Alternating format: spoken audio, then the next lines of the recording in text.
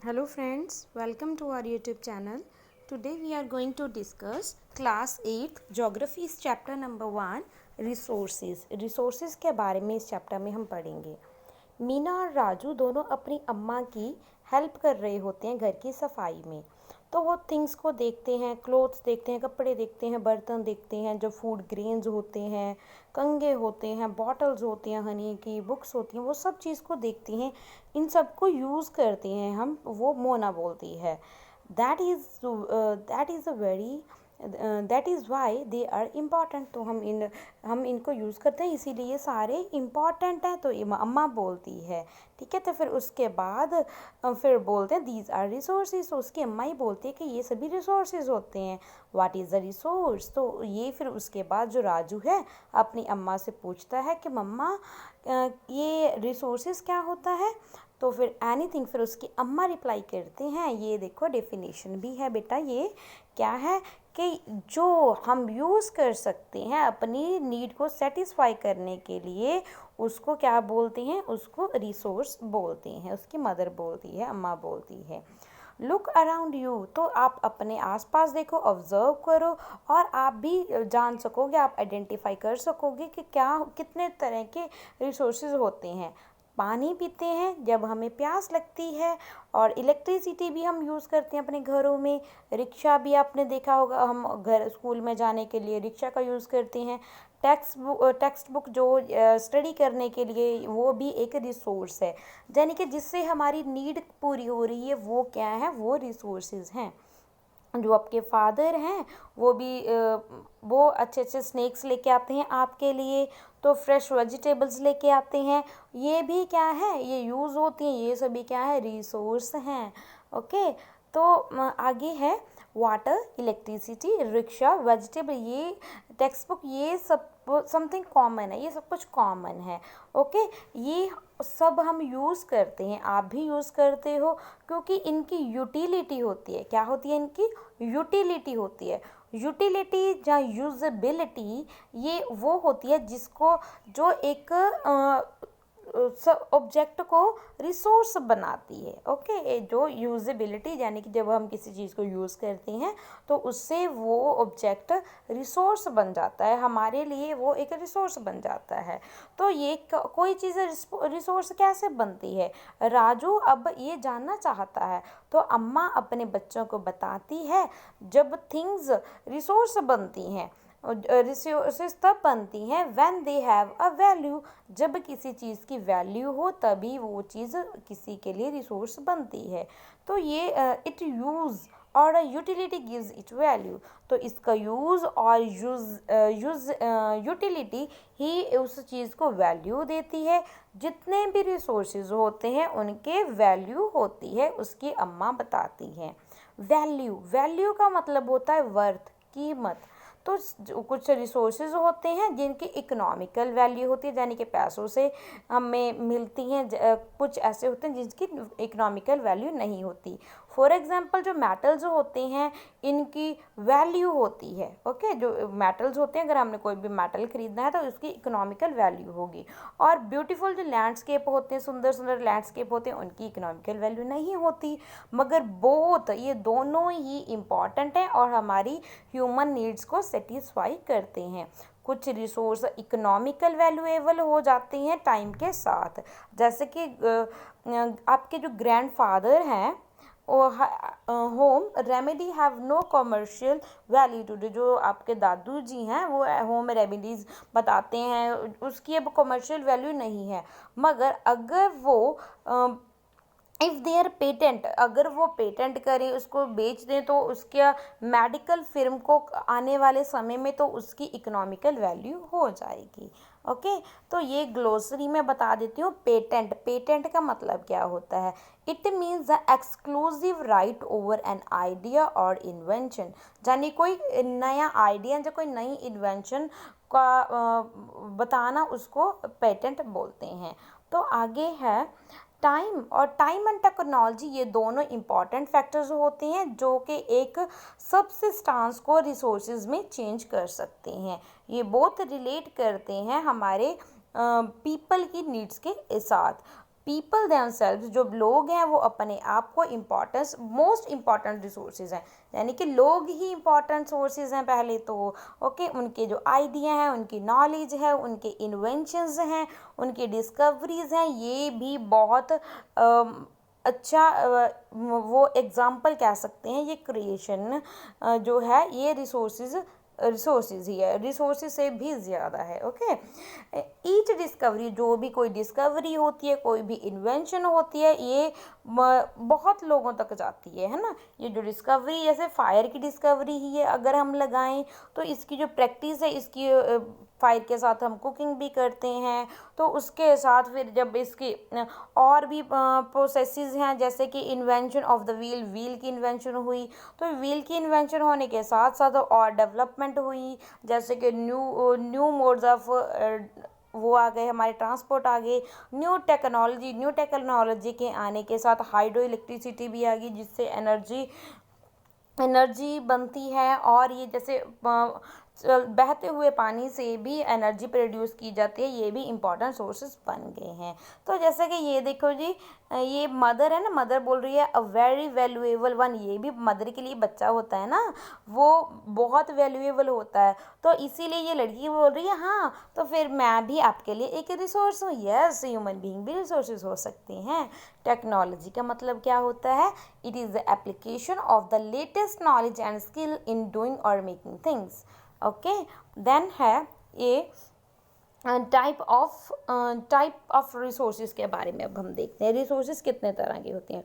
जो रिसोर्सेज हैं उनको natural, human made and human, तीन पार्ट्स में हम डिवाइड कर सकते हैं रिसोर्सेज को। सबसे पहले आते हैं नेचुरल रिसोर्सेज, जो रिसोर्सेज हैं जिसको हम नेचर से लेते हैं और इसको विदाउट मॉडिफिकेशन इसका यूज़ करते हैं, उसको नेचुरल रिसोर्सेज बोला जाता है। जैसे कि वो हवा जिसमें हम सांस लेते हैं, वो पानी जो रिवर से और लेक से मिलता है, सॉइल है, मिनरल्स है, ये सभी क्या है? ये सभी हैं natural resources. Many of these, ये सभी हैं रिसोर्सेज, ये फ्री गिफ्ट है नेचर का, हमें फ्री ऑफ कॉस्ट पे मिलते हैं और ये हम डायरेक्टली ही यूज़ करते हैं। मगर बहुत से केसेस में ये जो टूल्स हैं एंड टेक्नोलॉजी हैं, ये भी यूज़ करने पड़ती हैं नेचुरल रिसोर्सेज को, रिसोर्सेज में इन बेस्ट पॉसिबल वे, ताकि वो हमारे पास पहुंच सकें। ओके, जो नेचुरल रिसोर्सेज हैं इनको भी आगे 2 कैटेगरीज में डिवाइड किया गया है। एक होते हैं रीन्यूएबल, एक होते हैं non renewable resources. Renewable resources कौन से होते हैं? रीन्यूएबल वो रिसोर्स होते हैं जिनको हम रीन्यू कर सकते हैं जल्दी ही, रीन्यू यानी कि दोबारा से हम प्राप्त कर सकते हैं। तो ये जैसे कि ये अनलिमिटेड मात्रा में है और इससे ये जो अगर कोई ह्यूमन की एक्टिविटी से ये अफेक्ट नहीं होते, जैसे कि सोलर है, विंड एनर्जी है, इससे ये ऐसे रिसोर्सेज हैं जो रिन्यूएबल रिसोर्सेज हैं। मगर अगर careless use of a certain renewable resources, अगर हम केयरलेस इसका यूज़ करेंगे, जैसे कि वाटर है, सॉइल है, फॉरेस्ट का, तो इसके स्टॉक पे बहुत ज़्यादा इफेक्ट पड़ने वाला है। जो वाटर है वो अनलिमिटेड रीन्यूएबल रिसोर्सेज माना जाता है, मगर ये फिर भी शॉर्टेज हो रही है। बहुत से जो नेचुरल वाटर बॉडीज़ हैं, रिसोर्सेज हैं, उसमें प्रॉब्लम आ रही है आज के समय में वर्ल्ड में। ओके, क्योंकि हम इसको गंदा कर रहे हैं, बहुत से कारण हैं इसके भी। आगे है non renewable resources. Non renewable वो रिसोर्स हैं जो लिमिटेड स्टॉक है जिनका, अगर इनका एक बार स्टॉक ख़त्म हो गया ना, तो इसको दोबारा से हम रीन्यूए नहीं कर सकते, क्योंकि इनको बनने में 1000 ऑफ ईयर्स लगते हैं, बहुत समय लगता है इनको बनने में। तो since this period is a much more than a human life span, तो क्या जी, तो ये बहुत लंबे समय लेता है, यानी कि ह्यूमन बीइंग की लाइफ तो 50-60 साल होती है ना आज तो, है ना, तो ये क्या, ये तो 1000 ऑफ ईयर लगते हैं इनको तो बनने में। कौन कौन से हैं नॉन रिन्यूएबल रिसोर्सेज? जैसे कि कोल है, पेट्रोलियम है, नेचुरल गैस है, ये सभी एग्जांपल्स हैं नॉन रिन्यूएबल रिसोर्सेज की। ये जो डिस्ट्रीब्यूशन है नेचुरल रिसोर्सेज का, ये डिपेंड करता है फिजिकल फैक्टर के ऊपर, जैसे कि टेरेन, क्लाइमेट और एल्टीट्यूड इन फैक्टर्स के ऊपर डिपेंड करता है कि किस तरह का नेचुरल रिसोर्सेज मिलेगा किसी प्लेस पे। ये जो डिस्ट्रीब्यूशन है ये ऐसा नहीं है कि सभी जगह पे इक्वल है, ये अनइक्वल है, बिकॉज ये जो फैक्टर्स हैं ये डिफरेंट डिफरेंट हैं हमारी अर्थ के डिफरेंट डिफरेंट पार्ट्स में। तो आगे है human made resources. Human made resources क्या होते हैं? Human made resources sometime natural subsistence become so resource only when their original form has been a change. तो कभी कभी ऐसे जो नेचुरल सब्सिस्टेंस होते हैं ना, तो ये तो रिसोर्स ही बन जाते हैं, यानी कि इनको डायरेक्टली ही यूज़ कर लेती हैं। तो ये बहुत से ऐसे भी होते हैं जिनको चेंज करना पड़ता है, जैसे कि आयरन ओर है, वाज नॉट अ रिसोर्स। ये आयरन ओर है, ये एक हमारे लिए रिसोर्स नहीं है। जब तक हम इसको ये निकालेंगे नहीं वहाँ से, पीपल जो लोग हैं इसको नेचुरल रिसोर्स को के साथ ही फिर क्या करेंगे, बिल्डिंग्स बनाएंगे, ब्रिजेस बनाएंगे, रोड्स बनाएंगे, मशीनरी और व्हीकल्स बनता है, और वो सब क्या कहलाता है? Human made resources. ये जो टेक्नोलॉजी है ये भी बहुत अच्छा रिसोर्सेज बनती जा रही है आज के ज़माने में। Okay, so people like us, तो जैसे कि हमारे जैसे लोग हैं वो नेचुरल रिसोर्सेज को ह्यूमन जब वो बनाते तो उनको ह्यूमन मेड रिसोर्सेज बोलते हैं। तो ये मोना सिर हिलाते हुए समझते हुए बोलता है यस, तो राजू यस बोलता है। ओके, तो ये स्टॉक ऑफ रिसोर्सेज का क्या मतलब है? It is the amount of a resource available for use, यानी कि एक मात्रा, एक रिसोर्स की मात्रा कितनी है वो स्टॉक ऑफ रिसोर्स होता है। ओके, आगे ये डू यू नो बता देती हूँ, लेट्स डू तो इतने इंपॉर्टेंट नहीं होते हैं ना। तो ह्यूमन रिसोर्स की बताऊँ, refers to the number, quantity and ability mental and physical of a people. जो ह्यूमन रिसोर्सेज उस को माना गया है जो एक पर्टिकुलर एरिया में रहने वाले लोग हैं, उनकी मेंटल और फिजिकल एबिलिटी को ह्यूमन रिसोर्सेज बोला जा सकता है। True, there are a differing view regarding treatment of a human as a resource. One cannot deny the fact that it is a skill of a human that helps in transferring the physical material into the valuable resources. जो skill है एक human being की, जो skill है वही एक resource को valuable material में create करती है। ओके, तो आगे आ जाता है ह्यूमन रिसोर्सेज की बात करेंगे हम। तो जैसे कि बहुत से लोग ऐसे हैं जो बेस्ट होते हैं use of nature to create a more resources. जो लोग ऐसे होते हैं जो हमारी लिए रिसोर्सेज का काम करते हैं, when they have the knowledge, जब उनके पास नॉलेज होती है, स्किल होती है, टेक्नोलॉजी होती है ये सब कुछ करने की। दैट्स वाई ह्यूमन बींग्स, जो ह्यूमन बींग्स हैं ये भी स्पेशल रिसोर्सेज होते हैं।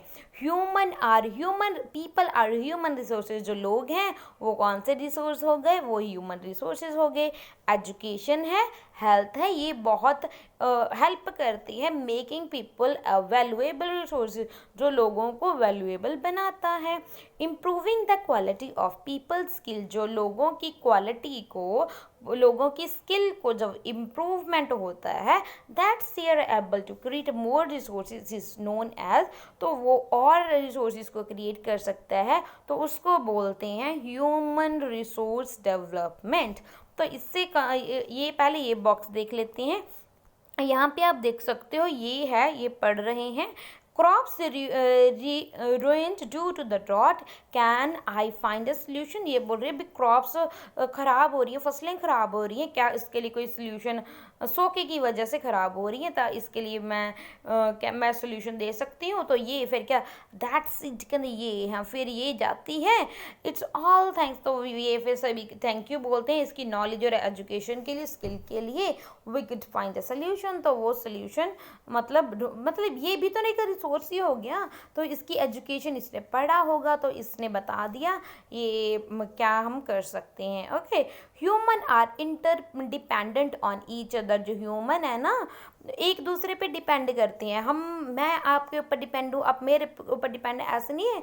तो हम एक दूसरे पे डिपेंड होते हैं, हर एक इंसान। जैसे हम घर पे भी तो जो मम्मी पापा के ऊपर डिपेंड होते हैं, है ना, तो ऐसे ही जो फार्मर्स हैं वो प्रोवाइड करते हैं हमें फूड ग्रेन्स, सभी को फूड ग्रेन्स देते हैं। जो साइंटिस्ट हैं वो सजेस्ट करते हैं अलग अलग प्रॉब्लम के साथ कैसे जो एग्रीकल्चर में आ रही हैं उससे कैसे निपटा खींचा जाए और प्रोडक्शन में भी कैसे इम्प्रूवमेंट की जाए। तो ये क्या है, ये एक इंटर रिलेशन हो जाता है। तो आगे हम पढ़ेंगे कंजर्विंग रिसोर्सेज, कैसे बचा सकते हैं हम रिसोर्सेज को।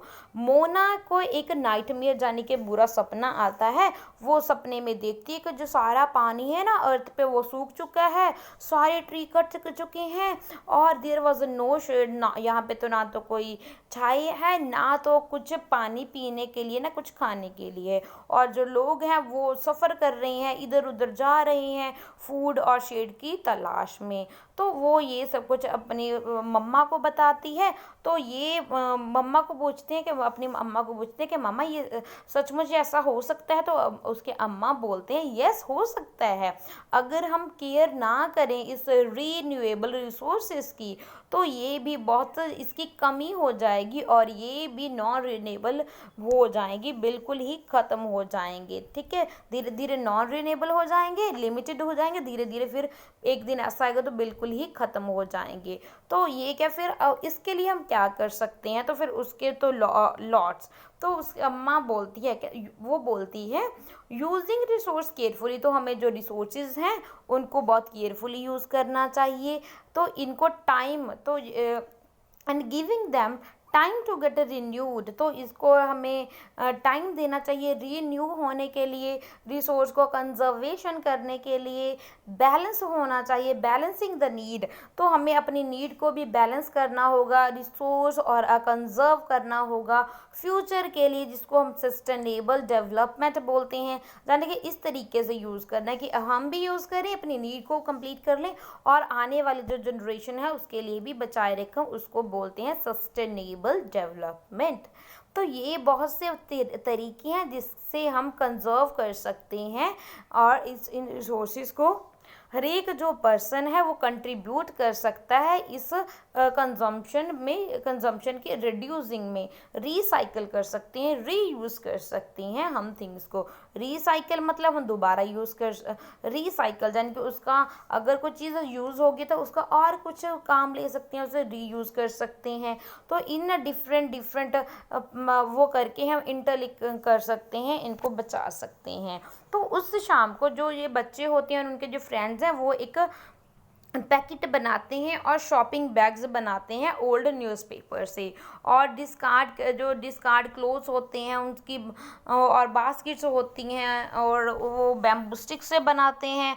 तो ये सब कुछ उनको एवरी फैमिली वी नो, ठीक है, वी विल गिव टू, तो वो बोलते हैं भी हम ना सारी फैमिलीज़ को देंगे जिनको हम जानते हैं। तो इससे क्या होगा, गुड कॉज होगा। तो ये मुस्तफ़ा बोलता है इससे जो हमारे रिसोर्स हैं वो थोड़े से सेव हो जाएंगे और हमारी अर्थ भी जिंदा रहेगी। तो फिर क्या है जी, वो जैसी बोलती है I am going to be very careful to waste paper, तो मैं बहुत केयरफुल रहूँगी, पेपर को मैं वेस्ट नहीं करूँगी। और मैनी ट्रीज, क्योंकि एक पेपर बनाने के लिए बहुत से ट्रीज को कट करना पड़ता है, ये बताती है। तो वो बोलता है, मुस्तफ़ा बोलता है मैं भी इलेक्ट्रिसिटी को वेस्ट नहीं करूँगा अपने घर में, क्योंकि इलेक्ट्रिसिटी भी पानी और कोल से आती है। तो ये सस्टेनेबल डेवलपमेंट के बारे में देखते हैं क्या है। Carefully utility resource so that beside meeting the requirement of the present also take care of the future generation, मैं बता ही चुकी थी वैसे तो अभी भी हमने अपनी नीड के अकॉर्डिंग ही इन रिसोर्सेज को यूज़ करना है और बाद में आने वाले इस तरीके से यूज़ करना है कि जो आने वाली जनरेशन है उसके लिए भी ये रह सकें। तो ओके, तो आगे है ये क्या बोलती हैं, और ये आशा बोलती है मैं भी ये अपने घर में बिल्कुल भी पानी वेस्ट नहीं करूँगी, क्योंकि जो पानी की एक एक बूंद है वो बहुत कीमती होती है। तो सारे बच्चे बोलते हैं इकट्ठे, together we can make a difference, तो हम इकट्ठे होकर एक बदलाव लेके आ सकते हैं। There are some of the things, तो Mona, Raju and their friends वो ये बहुत उन्होंने किया। तो what are you do, what about you, तो आप क्या करोगे, आप कैसे हेल्प करोगे कंजर्व करने में रिसोर्सेज को। The future of our planet, जो हमारी धरती है, हमारा प्लैनेट है, इसका जो फ्यूचर है एंड इट्स अ पीपल, जो इसके पीपल हैं, लोग हैं, is linked with our ability, तो इसमें लिंक होना चाहिए, एबिलिटी होनी चाहिए जिससे वो मेंटेन कर सकें और प्रिजर्व कर सकें कि इस पे जो लाइफ हो सके और ये नेचुरल नेचर भी प्रोवाइड कर सके जो भी वैल्यूएबल थिंग्स हैं सभी को। देयरफॉर इसीलिए हमारी सबकी ड्यूटी बनती है कि हम सभी जो रीन्यूएबल रिसोर्सेज हैं उनको सस्टेनेबल तरीके से यूज़ करें। The diversity of the life on the earth is conserve, जो डाइवर्सिटी है ना, अलग अलग तरीके के फोना फ्लोरा है, इसको भी कंजर्व करना चाहिए, और जो डैमेज है नेचुरल इन्वायरमेंट सिस्टम का उसको भी मिनिमाइज करना चाहिए। ये सम प्रिंसिपल बताए गए हैं सस्टेनेबल डेवलपमेंट के। हमें रिस्पेक्ट और केयर करनी चाहिए सभी फॉर्म्स ऑफ लाइफ की, इम्प्रूव करना चाहिए हमें क्वालिटी ऑफ ह्यूमन लाइफ की, कंजर्व करना चाहिए हमें अर्थ की वाइटैलिटी और डाइवर्सिटी को, मिनिमाइज करना चाहिए हमें जो नेचुरल रिसोर्सेज जो डिप्लीशन हो रही हैं, कम हो रहे हैं, जो हमें चेंज लेके आना चाहिए पर्सनल एटीट्यूड में, प्रैक्टिसेस में जो इन्वायरमेंट के प्रति हैं। इनेबल कम्युनिकेशन, तो enable communication to care for their own environment, sorry अब हमारी जो कम्युनिटीज़ हैं उनके लिए भी केयर करनी चाहिए, इन्वायरमेंट की केयर करनी चाहिए। ओके, तो ये चैप्टर था, बहुत इम्पॉर्टेंट था, बहुत कुछ सीखा। तो भाई हमने भी रिसोर्सेज को बचाना है, ठीक है भाई। अगर जाना होता है ना कहीं, ऐसा नहीं है भाई बाइक उठा लो है ना, तो साइकिल पे जा सकते हो, एक्सरसाइज भी होती है और आप है ना वो भी कर सकते हो ना, इससे रिसोर्स को भी बचा सकते हो, पेट्रोल को बचा सकते हो, है ना, फ्यूल पोल्यूशन नहीं होगा, कितने फ़ायदे होने वाले हैं। तो भाई आप भी ये करना। Okay, thank you and God bless you.